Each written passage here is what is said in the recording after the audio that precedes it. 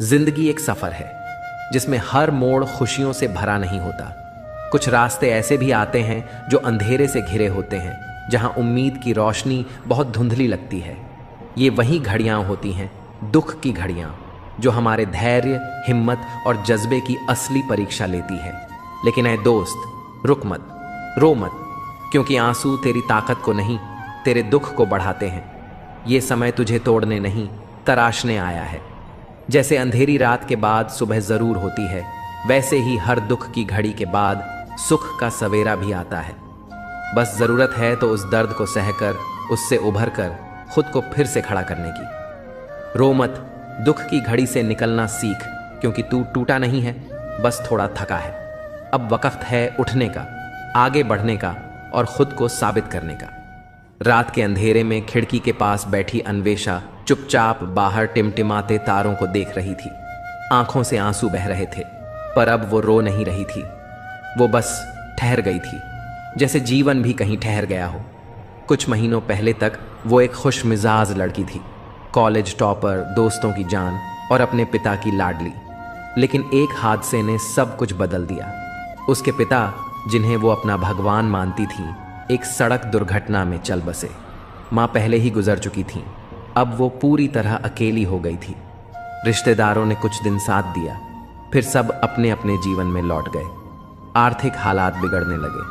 अन्वेषा की पढ़ाई छूट गई और उसका सपना, एक लेखक बनने का सपना, धीरे धीरे धुंध में खोने लगा। एक दिन जब वो पुराना संदूक साफ कर रही थी, उसे एक पुरानी डायरी मिली। उसके पापा की हैंडराइटिंग थी। पहले पन्ने पर लिखा था, अगर कभी जिंदगी तुम्हें तोड़ दे तो ये पन्ने पढ़ लेना, मैं वहीं कहीं रहूंगा। अन्वेषा कांप गई। उसने एक एक पन्ना पढ़ना शुरू किया। उसमें उसके पिता ने अपनी जिंदगी की छोटी छोटी मुश्किलें, संघर्ष और उन लम्हों को लिखा था जब वो खुद भी टूट चुके थे, जब नौकरी चली गई थी, जब दोस्त ने धोखा दिया था, जब लोगों ने हंसकर पीठ पीछे ताने मारे थे। लेकिन हर बार उन्होंने लिखा, रो मत, दुख की घड़ी से निकलना सीख, क्योंकि हारने वाला वही होता है जो लड़ना छोड़ देता है। आखिरी पन्ने पर एक चिट्ठी थी जो शायद उनके जाने से पहले लिखी गई थी। अन्वेषा, अगर तू ये पढ़ रही है तो यकीनन तू टूट चुकी होगी, लेकिन तू मेरी बेटी है, तू हारेगी नहीं। तेरे सपने अधूरे नहीं रहेंगे, क्योंकि तू उन्हें जिए बिना चैन नहीं लेगी। उठ, कलम उठा और उस दर्द को स्याही बना। दुनिया तुझे याद रखेगी। उस रात अन्वेषा ने फिर आंसू बहाए, लेकिन इस बार वो दर्द से नहीं, जुनून से थे। उसने अगली सुबह एक पुराना रजिस्टर निकाला और लिखना शुरू किया। पहले वो अपनी कहानी लिखी, फिर औरों की।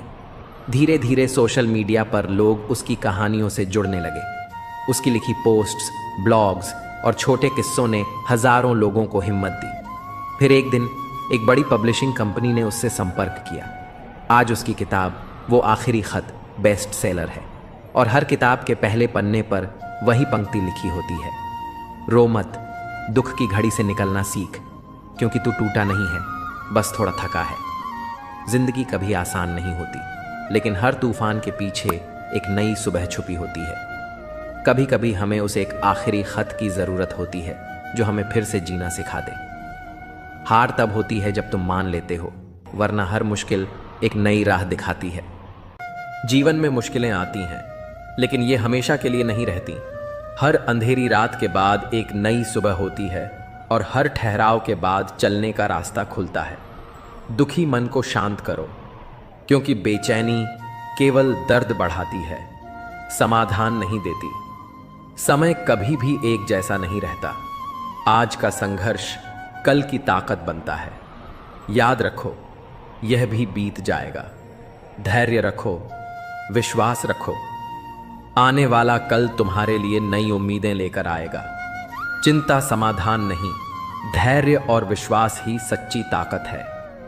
अंधेरा कितना भी गहरा क्यों न हो, सूरज उगने से कोई नहीं रोक सकता। दुखी मन को शांत करो, क्योंकि शांत मन ही जीत का रास्ता दिखाता है। समय कभी एक जैसा नहीं रहता। आज की मुश्किलें कल की मजबूती बनेंगी। हर गिरावट हमें उठने का नया सबक देती है। विश्वास रखो, तुम्हारा कल तुम्हारे आज से बेहतर होगा। जहां विश्वास है, वहां रास्ते अपने आप बनते हैं। समय को बदलने दो, सब कुछ बेहतर होता चला जाएगा। हार मत मानो, अगला कदम ही जीत का हो सकता है। आज का धैर्य कल की सफलता है।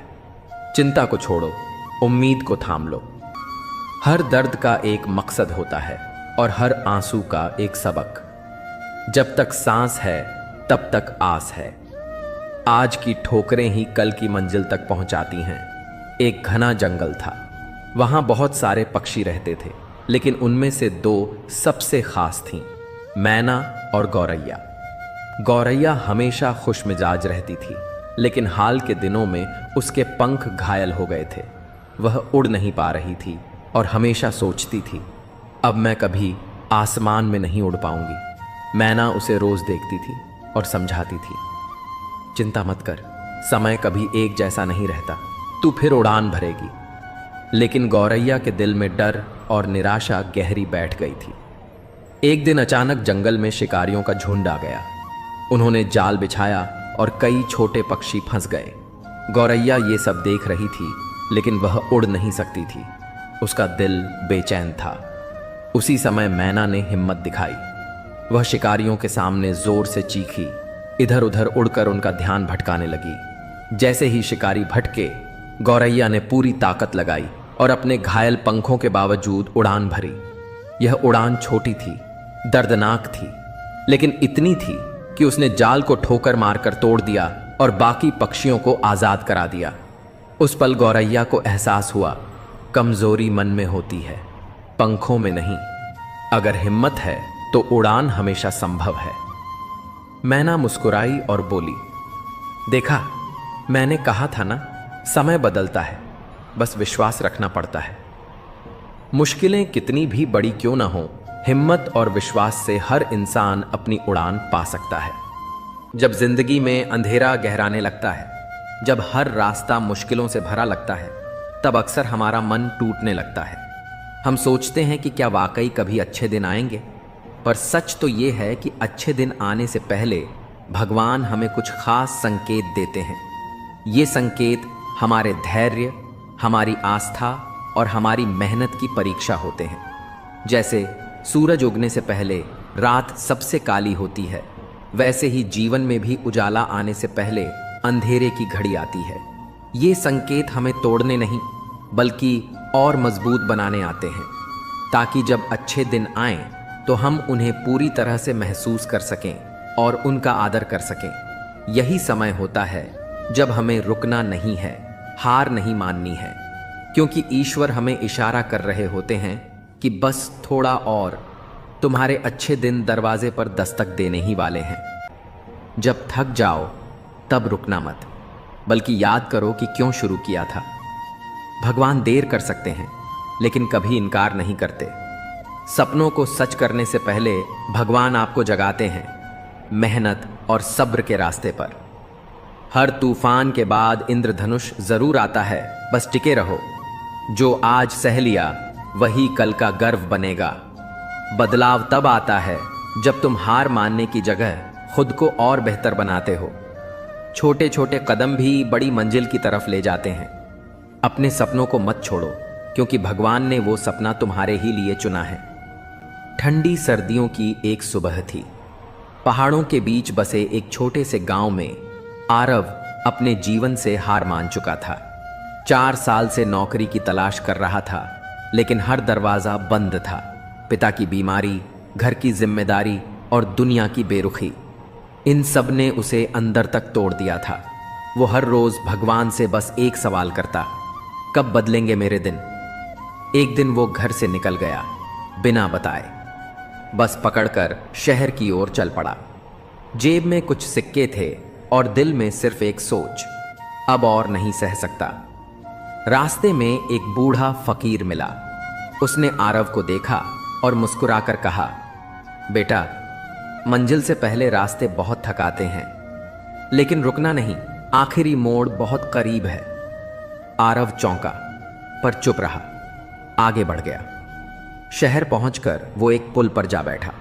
सोच रहा था, क्या वाकई कोई आखिरी मोड़ है?